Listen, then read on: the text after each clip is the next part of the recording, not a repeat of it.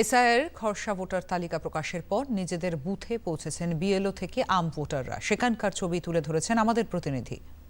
SIR এর প্রথম draft voter list আজকে বেরিয়েছে এবং বেরোনোর পরেই সংশ্লিষ্ট বুথের যে বিএলওরা রয়েছেন তারা তাদের বুথে সেই ভোটার তালিকা নিয়ে এসছেন এবং সেখানেই এলাকার সাধারণ ভোটাররা তারা এসে নিজেদের নাম ভোটার তালিকায় রয়েছে কিনা তা যাচাই করে দেখছেন।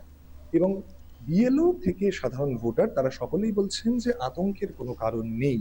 প্রথমের দিকে একটা ভীতি কাজ করছিল যে আমার নামটা থাকবে তো বা থাকবে না, সেই ব্যাপারে ওই আর কি, যে আমরা প্রচন্ডভাবে তাদের আশ্বস্ত করেছি। অ্যাকচুয়ালি যারা ডেট শিফটেড বা ডুপ্লিকেট ভোটার তাদের নাম্বারটা বাদ দিয়ে বাকি যারা ছিলেন তাদের সকলের নামই ড্রাফট লিস্টে এসে গেছে। এনকোয়ারি পার্টটা টোটালি আলাদা। এই প্রত্যেকের নামের মধ্যে থেকে হয়তো কারো কোথাও কোনো মিসম্যাচ আছে বা কোনো প্রবলেম আছে, সেটা আলাদা, সেটা এনকোয়ারি। কিন্তু যারা ফর্ম জমা করেছেন এরকম কারো নাম বাদ যায়নি। তারা ভীষণভাবে খুশি, কারণ তারা যারা ফর্ম জমা দিয়েছেন তারা প্রত্যেকে তাদের নাম পাচ্ছেন, তাদের পরিবারের লোকজনের নাম দেখতে পাচ্ছেন, তারা খুশি হয়ে ফিরে যাচ্ছে।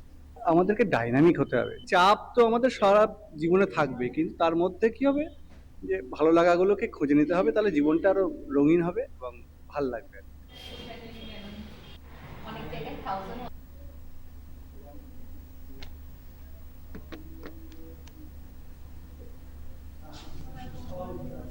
না, আমাদের ভয় করেনি, প্রথম থেকেই করেনি, কারণ ও খুব ভালো ছেলে হয়ে গেছে।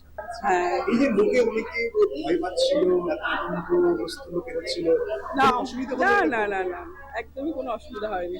বিএলওরা সাহায্য করেছে। হ্যাঁ হ্যাঁ, একবার ভোট দেওয়া হয়ে গেছে এর আগে অলরেডি। একবার ভোট, সেকেন্ড টাইম ভোট। হ্যাঁ, এই যে এসআইআর প্রক্রিয়াটা হলো, কোনো অসুবিধা হয়েছে? না সত্যি বলতে কোনো সমস্যাই হয়নি, ফ্যামিলির দিক থেকেও বা আমাদের আশেপাশেও এরকম কোনো প্রবলেমের মুখোমুখি এখন অব্দি হয়নি। স্যাটিসফাইড এই যে বিএলওরা আপনাদের বাড়িতে গেলে ফর্ম নিলে? স্যাটিসফাইড বলতে খুব ভেরি ভেরি স্যাটিসফাইড।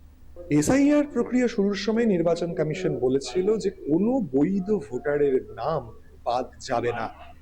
এসআইআর এর প্রথম ড্রাফট লিস্ট বেরোনোর দিনও কার্যত সে কথারই প্রমাণ হাতে কলমে পাওয়া যাচ্ছে, এমনটাই দাবি করছেন বিএলও থেকে আম ভোটাররা। জয়মালা দেশমুখের রিপোর্ট, দূরদর্শন সংবাদ, কলকাতা।